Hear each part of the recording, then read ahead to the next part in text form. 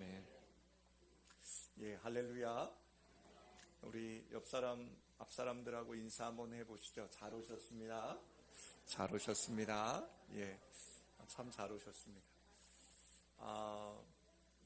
오늘 특별히 제가 굉장히 이제 어제 예배 준비하면서 오늘 10월의 마지막 이 주일을 기쁘게 하나님 앞에 감사함으로 예배드려야 되겠다고 준비를 막 했어요.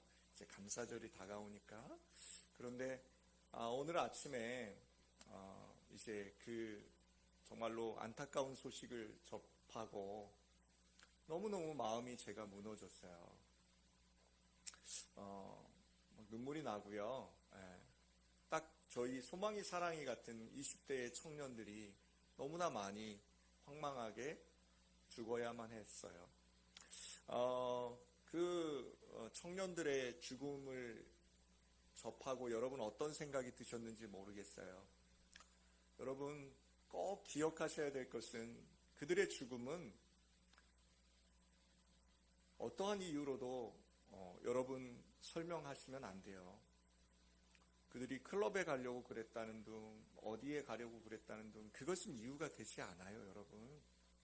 그 아이들의 죽음을 보면서 여러분들은 더욱더 그 부모들을 기억하시며 그들을 향해서 하나님께서 위로해달라고 기도하시고, 또 여러분 주변에 있는 많은 청년들을 보면서 그들을 향해서 그리스도의 복음이 잘 증거하게 해달라고, 여러분이 그 복음을 전하는 도구가 되게 해달라고 여러분 스스로가 기도하셔야 됩니다. 여러분 절대 그들의 죽음 앞에 다른 이유 붙이지 마시길 부탁드립니다. 저는 정말로 안타까운 게 많은 개신교인이라고 하시는 분들이 그들의 죽음을 다른 쪽으로 몰고 가서 해석하려 합니다. 여러분 절대 그렇게 하시면 안 됩니다. 제가 누누이 말씀드리는 것처럼 우리 기독교는 하나님은 사랑이시라고 말씀하셨고, 그 사랑의 하나님께서 그 어린 자녀들 왜 안 사랑하시겠습니까? 사랑하는 성도 여러분, 오늘은 이제 거기서 내가 너를 만나고 네 번째 시간입니다. 우리는 장막을 통해서 이제 하나님께서 정말로 그 성막과 성막 안에 도구들을 만드는 방법에 대해서 말씀하셨고, 그리고 그 성막의 도구들을 왜 만들어 놓으셨는지를 우리가 함께 나누었으며, 오늘 이제 28장 오늘 본문에서는요, 제사장들, 그 성막에서 봉사하는 그 제사장들의 옷을 통해서, 그 예복을 통해서 하나님은 또 우리에게 말씀하고 계십니다. 먼저 여러분, 제사장의 옷을 이렇게 만들어라 저렇게 만들어라 말씀하시는 하나님의 그 모습을 쭉 보면요, 여기서 우리가 알 수 있는 게 뭐냐면, 재밌는 것은 성막을 만들 때 사용했던 그 실과 제사장의 의복을 만들 때 만든 그 실이요 동일합니다. 그러니까 이건 무슨 얘기냐면, 성막을 거룩하고 아름답게 만드신 하나님이 제사장들의 옷을 그렇게 만든 이유가 뭘까요? 제사장들이 곧 뭐가 되라는 거예요? 성막이라는 거예요. 즉 다른 말로 이야기하자면 저와 여러분이 그 성막이 뭐죠? 바로 예배하는 하나님이 거하시는 장소잖아요. 그게 누구예요? 신약시대에 와서 예수 그리스도로 말미암아 저와 여러분이 그 성막이 되었어요. 교회가 되었어요. 교회는 건물이 아니죠, 여러분? 교회는 뭐예요? 예수로 말미암아 구원받은 저와 여러분을 교회라고 합니다. 그 교회된 여러분이 그 교회의 모습을 가지고 있느냐라고, 우리에게 그 옷을 입고 있느냐라고 묻고 계신 거 아닐까 합니다. 자, 여러분 오늘 1절과 3절을 쭉 보면 제사장에 대해 관련된 말씀을 다시 한번 합니다. 자, 거기 보면 아론과 그의 아들들을 제사장으로 세우라는 말씀을 하십니다. 여러분, 제사장이 어떤 직분이죠? 제사장은 사람을 섬기는 일을 했나요? 하나님을 섬기는 일을 했나요? 하나님을 섬기는 일을 했습니다. 여러분, 이걸 잊으시면 안 돼요. 요즘 교회가요, 사람을 섬기는 일에 너무 열심을 내는 경향이 있습니다. 그러나 여러분, 제가 늘 말씀드리죠. 십자가의 의미가 뭐라고요? 위로는요, 수직으로는요, 하나님과 나의 관계고요. 수평으로는요, 어떤 관계요? 사람과 사람과의 관계. 이게 십자가예요. 그런데 중요한 사실 하나는 우리가 이 하나님 사랑, 이웃 사랑이 함께 해야 되지만 가장 기본적인, 가장 앞서야 될 것은 교회는 뭐다? 하나님을 사랑하는 곳이라는 것입니다. 여러분, 그런데 겉으로 드러난 제사장의 일들을 보면 주로 무슨 일 했어요? 사람들이 재물을 탁 가지고 와서 열심히 잡습니다. 그러면 그거를 탁 각을 뜨고 그 기름과 내장, 그 껍데기는 버리고 해서 불에 사르고 다 그들의 제사를 돕는 역할을 했잖아요. 그러니까 겉으로 보기에는 사람 막 섬기는 일을 하는 것 같아요. 오늘날 여러분과 저도 마찬가지죠? 목사만 제사장이 아니에요. 여러분 오해하시면 안 돼요. 장로님만 제사장이 아닙니다. 신약교회 제사장은 누구예요? 너희라고 말씀하셨어요. 예수 믿는 저와 여러분 모두가 너희는 왕 같은 누구라고요? 제사장이라고. 그래서 교회 일은 최윤 목사만 하는 거예요? 대답을 안 하시네. 여러분 모두가 동참하는 거예요. 왜요? 이 예배당에 하나님을 섬기는 그 일에 누가 부르심을 받았어요? 목사가 부르심을 받은 게 아니라요. 여러분, 예수 믿는 저와 여러분 모두가 그 부르심 가운데 있음을 믿으시길 부탁드립니다.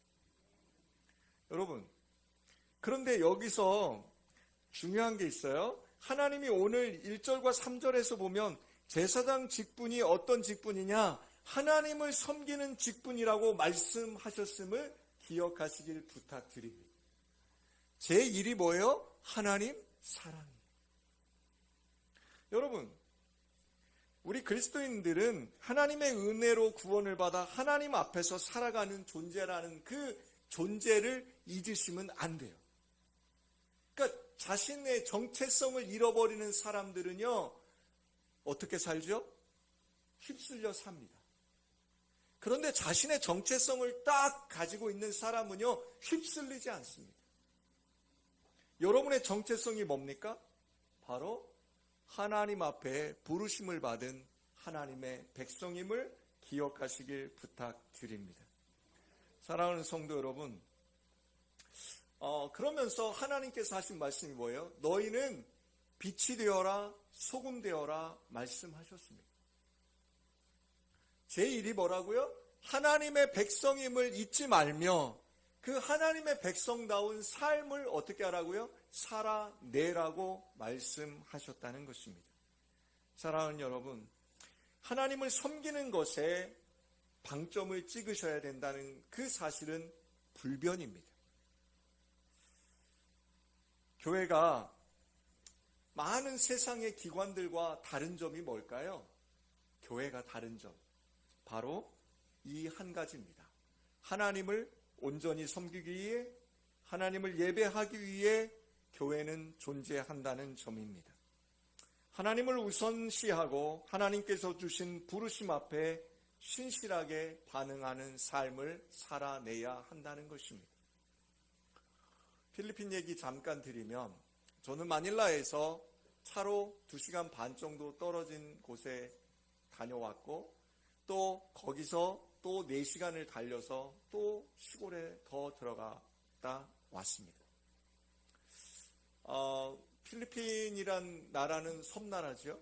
그리고 약 350년간 스페인의 식민지 생활을 청산하고 또 미국의 식민지처럼 미국의 지배하에 또 100년을 지내다가 그들이 독립한 지 얼마 되지 않았습니다. 그런 그들의 삶이라서 그런지 스페인의 그 문화, 유럽의 문화가 그곳에 굉장히 많이 남아 있습니다. 심지어는 계급사회처럼 가문 위주의, 그러니까 뭐냐면 좋은 가문은 어떻게 돼요? 우리 옛날에 양반집처럼요. 자기들끼리 그 가문을 이루면서 거기 동네에서 다 뭔가를 이루어가면 살아요. 그런데 그 가문이 아닌 사람들은 뭘로 살아요? 종처럼 살더라고요. 근데 참 재밌는 건 그 필리핀은 캐톨릭 국가입니다. 그도 그럴 것이 스페인의 영향을 받아서 가톨릭 국가입니다. 가톨릭이 그 나라의 종교, 국교다시피 한 나라입니다. 그래서 그 나라는 산하 제한이 없습니다. 즉 여성들이 계획적으로 아이를 낳지 않습니다. 그런데 또 재밌는 것은 성적으로 많이 개방되어 있습니다. 유럽과 미주의 영향을 받았어요. 그러다 보니까 아빠가 누군지 모르는 아이들이 시골에 가면 너무나 많습니다. 고아원이 잘 돼 있지 않습니다. 그래서 그들은 굉장히 많은 아이들이 배회하며 그렇게 살아가고 있는 모습을 보았습니다. 여러분, 교회가 그곳에 많이 세워져 있습니다. 저도 깜짝 놀란 게요. 필리핀의 교회가 굉장히 많습니다. 성당, 주로 이제 성당이죠. 성당이 많고요. 개신교 선교사들이 가서 그곳에서 선교하면서 교회도 많이 세워놨습니다. 그런데 재밌는 것은 교회가 교회다운 교회가 별로 없다는 것입니다. 즉 뭘까요?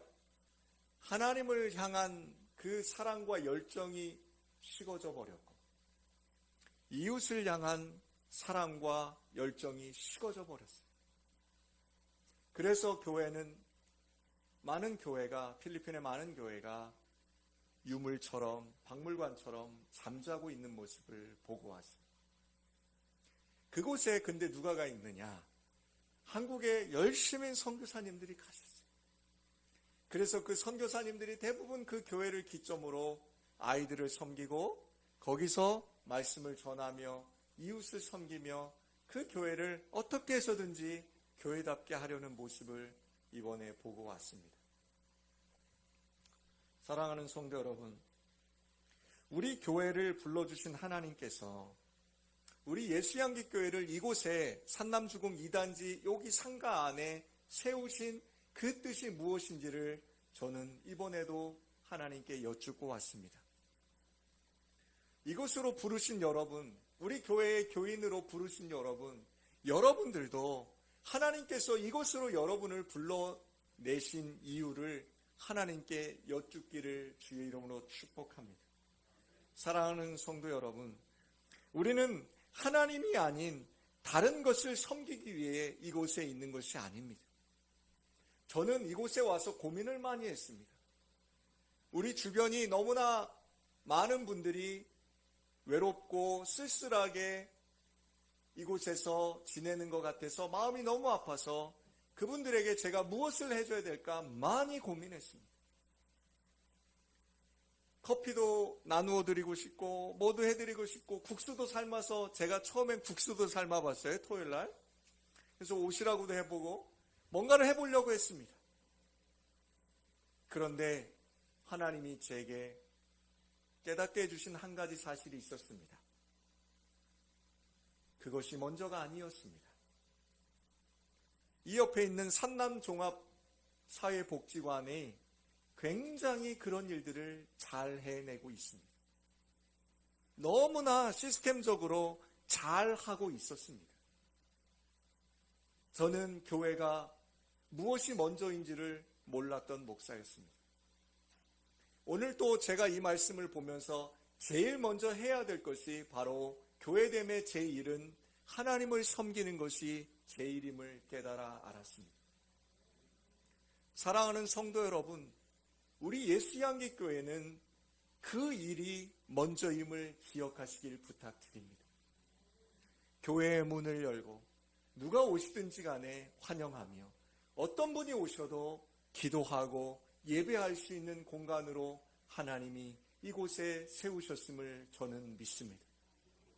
이 일을 위하여 저와 여러분을 부른 것이지 저와 여러분이 다른 일을 먼저 하게 부르신 것은 아니라는 것입니다. 사랑하는 성도 여러분, 우리는 사람의 인정을 받기 위해서 사람을 섬기거나 자기를 섬기는 것, 이것이 바로 교회의 타락임을 믿으시길 부탁드립니다. 우리가 하는 그 모든 일들은 먼저 하나님께 영광 돌리는 일이어야 한다는 것입니다. 사랑하는 여러분, 제사장이 하나님을 섬기기 위한 그 목적 하나로 기름을 부음 받았습니다. 우리 또한 하나님을 섬기기 위한 그 목적 하나로 오늘 이 자리에 와 있음을 믿으시길 부탁드립니다. 그리고 이 목적을 잊지 않기 위해서 저와 여러분은 이제 기도의 사람이 되어야 하겠습니다. 기도할 때 여러분 하나님만 바라보시길 부탁드립니다. 그리고 늘 우리의 마음과 삶에 여러분 한적한 곳을 만들어내시길 부탁드립니다. 그게 무슨 얘기냐? 바로 여러분 기도할 시간을 가지시란 말씀입니다. 여러분 이것을 위해서 이제 이번 주 수요일 저녁부터 우리는 21일, 즉 새 일회 동안 매일 저녁 교회에서 함께 모일 것입니다. 저는 이 다니엘 기도회에 동참하는 것을 머뭇거렸습니다. 제가 새 일회 동안 교회를 매일같이 저녁마다 지킨다는 것도 두려웠지만 과연 얼마나 많이 나와서 이 일에 동참할까도 걱정되었고 또 얼마나 이것이 여러분들의 신앙 가운데 도움이 될까도 걱정되었습니다. 그러나 저는 오늘 이 말씀을 준비하면서 하나님께서 우리 교회 가운데 주신 제1이 바로 하나님을 예배하는 것이라는 것을 다시 깨달았습니다. 사랑하는 여러분, 그 기도에 우리가 힘을 내야 될 줄 믿습니다. 하나님은 아론을 위하여 거룩한 옷을 지어 영화롭고 아름답게 하라고 오늘 본문에서 말씀하십니다. 그것도 성령으로 충만한 사람들에게 이 옷을 만들게 하라고 말씀하십니다. 아론이 입을 이 옷은 그냥 만들어진 게 아니라 이스라엘이 가진 최고의 기술과 영성을 가진 자들이 최고의 재료를 사용해서 만들어낸 거룩한 옷이라는 것입니다. 영화롭고 아름다운 옷. 사랑하는 여러분, 한번 보시겠습니까? 그 옷을 우리 넘겨줘 볼래요? PPT를. 예, 이 옷입니다. 바로 이것이 오늘 28장에 나오는 제사장들이 입고 있던 옷입니다. 여러분, 저기 하얀색으로 되어 있는 그 옷은 바로 속옷입니다. 겉옷이 아닙니다. 그리고 그 겉옷은 밖에 파란색으로 되어 있는 것이 겉옷이고요. 그리고 그 가슴에 이렇게 조끼처럼 되어 있는, 어깨띠가 되어 있어 조끼띠가 되어 있는 것이 바로 에봇이라는 것입니다. 그리고 그 가슴에 흉패가 있고요. 그 어깨에는 홍옥이 있었습니다. 대제사장들이 착용해야 될 옷의 종류가 4종류인데요. 4절과 5절에 그것이 기록되어 있습니다. 흉패와 에봇과 겉옷과 반포 속옷입니다. 여기에 머리에 쓴 관과 허리에 묶은 띠가 추가되어 있습니다. 그리고 그 재료는요, 재밌습니다. 금실과 청색, 자색, 홍색 실과 가느늘개 꼰 배실입니다. 여러분, 성막이 세상으로부터 구별된 것처럼 제사장의 옷 또한 다른 것과 구별되게 하나님은 만들라 하셨습니다. 여러분 왜 그랬을까요? 제가 구별이라는 얘기를 했죠. 구별은 뭐라고요? 구별은 거룩함입니다. 거룩하다. 거룩하다.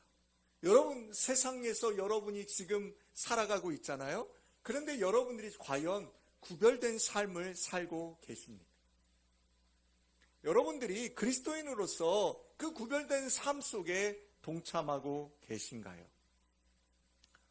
여러분 6절과 8절을 보면 제일 먼저 에봇에 대해서 언급하고 있습니다. 그 그림 보여주세요. 에봇은 저 제일 바깥에 있는 그 조끼처럼 생긴 옷입니다.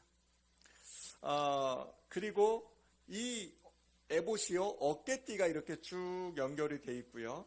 8절에는요, 그 허리띠, 에봇과 동일한 재질로 짠 허리띠를 동이도록 만들어 놓으셨습니다. 또 9절과 14절에 보면 그 어깨띠 위에 호마노 2개를 가져다가 거기에 이스라엘 아들들의 이름을 새기라고 돼 있어요. 그 양쪽 어깨띠 위에 그러니까 호마노라는 보석 2개가 있고요. 그 보석에 각각 6개씩 이스라엘의 아들들의 이름이 기록되어 있는 거예요. 야곱의 12아들의 이름이 기록되어져 있는 것이죠. 여러분, 왜 그러셨을까요? 왜 그러셨을까요? 즉, 제사장들이 해야 될 일이 뭐였죠?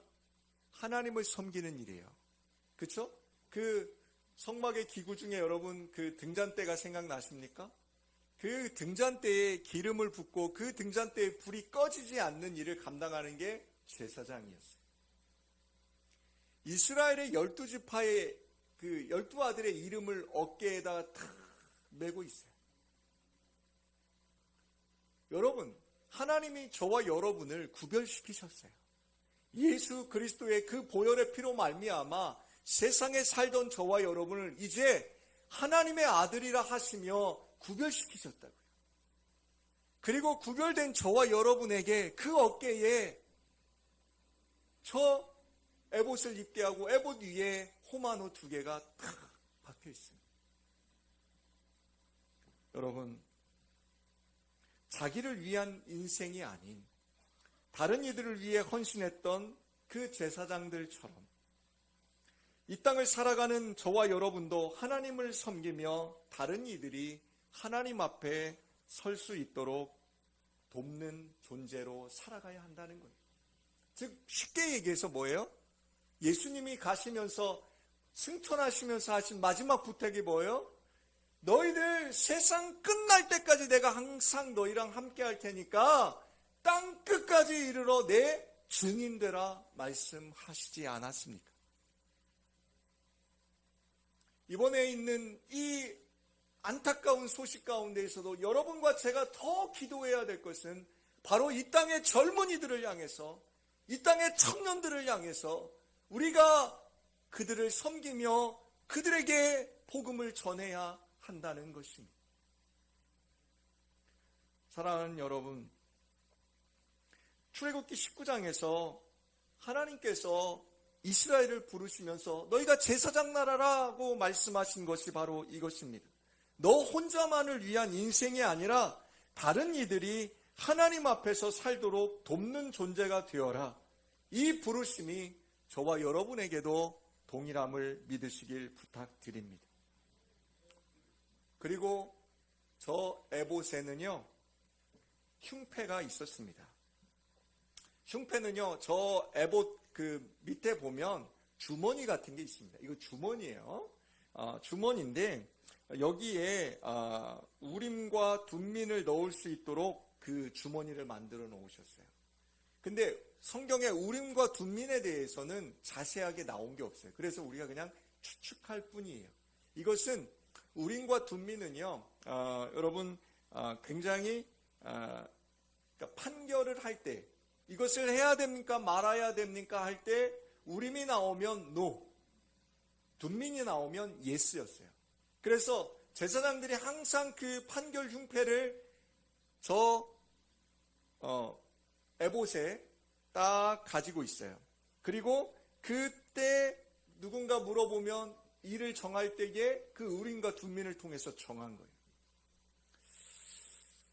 그런데 재밌는 것은 여러분, 이것이 뭐냐면 저 흉패 주머니에 성경을 쭉 보면 이제 15절에서 30절까지 보면 그 흉패 주머니에 대해서 쫙 나오는데요.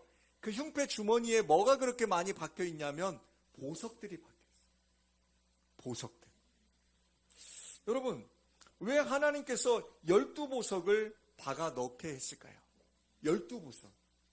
다른 의미가 아니라 바로 이스라엘을 대신으로 상징하는 보석이에요. 이스라엘이 12아들이 있었잖아요, 야곱이. 그 12아들이에요. 근데 여러분 잘 생각해야 돼요. 하나님께서 왜 보석을 사용하게 하셨을까? 바로 저와 여러분을 하나님이 보석처럼 여기시기 때문입니다.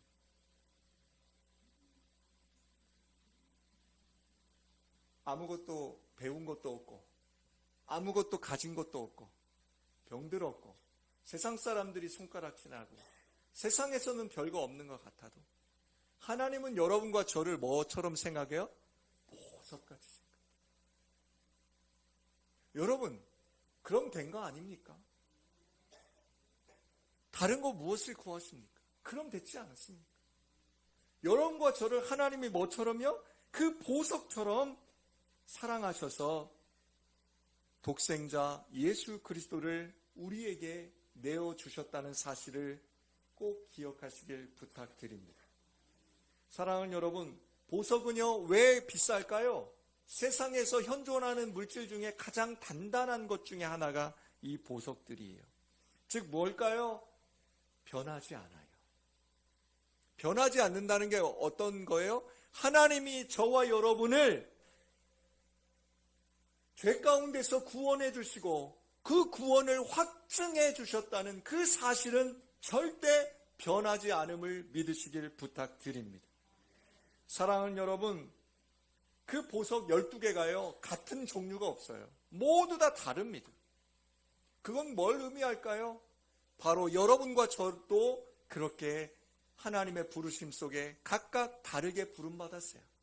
어떤 사람은 지식 가운데, 어떤 사람은 병중에서, 어떤 사람은 고난과 환난 가운데, 어떤 사람은 기쁨 가운데. 그러나 중요한 게 있습니다.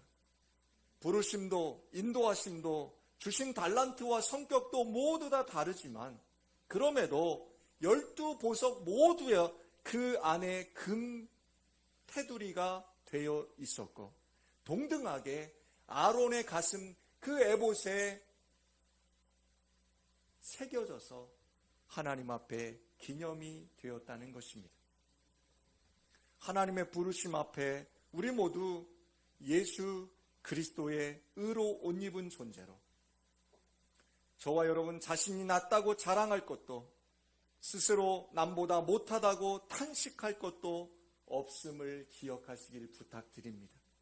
우리 모두가 하나님의 보석처럼 여기시는 하나님의 백성이기 때문이라는 것입니다. 오늘 28절 마지막 29절과 30절에 보면 우림과 둠민에 대해서 이야기를 해요. 여러분, 하나님의 뜻을 구하고 계십니까? 하나님의 뜻대로 살려고 노력하고 계십니까? 여러분, 우림과 둠민은 이제 신약의 시대를, 성령의 시대를 살아가는 저와 여러분에게는 필요 없습니다. 왜요? 우리에게는 바로 하나님께서 이제 말씀을 주셨기 때문이라는 것입니다. 이 성경 66권, 그 말씀의 인도를 받을 수 있는 길이 저와 여러분 앞에 있다는 것입니다. 여러분 어리석게 아직도 우림과 둠민을 구하고 계십니까? 그 우림과 둠민은 이제 이 성경 66권이 되었음을 믿으시길 부탁드립니다. 말씀의 인도를 경험하기 위해서 우리는 해야 될 일이 있습니다. 들어야 합니다. 봐야 합니다. 그리고 성령의 지혜를 구하셔야 합니다. 사랑하는 성도 여러분, 이제 우리는 28장에 나오는 제사장의 그 의복을 통해서 여러분이 꼭 기억하셔야 될 것은 여러분이 하나님의 일을 한다고 그리스도인이라고 세상 가운데 나아가 계시지만 꼭 기억하십시오. 구별된 삶을 살고 있는지, 복음 전하는 삶을 살아가고 있는지. 이런 말씀 드리지 않아야 되지만 우리가 기도했던 김현진 성도가 먼저 하나님의 품에 안겼습니다. 제가 필리핀에 있을 때 연락받았고요. 그런데 참 마음이 더 아팠던 건 그의 가족들이 아버지가 믿었던 기독교에 대해서 인정하지 않습니다. 그들이 불교 신자였고 아버지의 삶이 그런 삶이 아니어서 아버지를 인정하지 않아서 저희가 찾아가지 못했습니다. 여러분 어떤 삶 살고 계세요? 여러분, 제가 목사가 되어서 그 죽음의 자리에 많이 섭니다. 그때 여러분에게 그런 말 들었으면 좋겠습니다. 저 사람은 가진 것도 없고 배운 것도 없었지만 예수 믿는 사람이 맞았노라. 우리 엄마 아빠는 내게 해준 건 없지만 예수 믿는 사람은 맞았다. 오늘 이 제사장의 의복을 무엇이 어디에 붙어 있고 뭐가 어디에 있느냐는 중요하지 않습니다. 하나님께서 왜 이 의복을 지어 입히게 하셨는지 여러분 기억하셔야 합니다. 저와 여러분은 예수로 옷 입고 있는 사람들임을 믿으시길 부탁드립니다. 천국에 갈 때, 하나님 앞에 설 때 하나님은 여러분의 이름을 부르지 않습니다. 누구를 보셔요? 예수의 이름을 힘입어 왔는지를 보십니다. 예수로 옷 입고 있는지를 보신다는 것입니다. 사랑하는 성도 여러분, 부끄럽지 않은 구별된 삶 살아가시길 부탁드립니다. 우리를 보석같이 여기시는 그 하나님의 사랑에 힘입어 세상을 아름답게 살아가시길 부탁드립니다. 여러분, 오늘 제가 여러분과 함께 이 결단의 찬양을 좀 하고 싶어요.